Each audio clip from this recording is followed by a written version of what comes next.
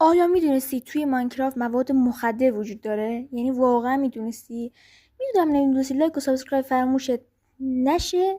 اون قسمتم کانالم زنگولم فعال کن، چون یه عالم ویدیو خفن تو راه. لت گو.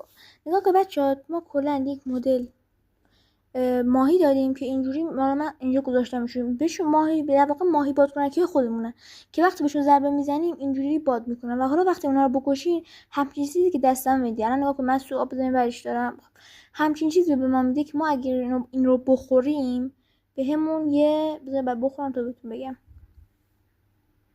یه همچین افکتی میده که من براتون آوردم. تا 11 ثانیه هم یعنی تا 11 ثانیه این اتفاق برامون هی میفته و الان بذار ازش بیام بیرون. اینجوری حالت چرخشی داره و دور سر خودتون میچرخین و انگار واقعا مواد دارین. اگه نگاه کنیم بذار من بخورم، کامل اصلا انگار سرتون داره گیج میره و دنیا زیرتون میره. اگه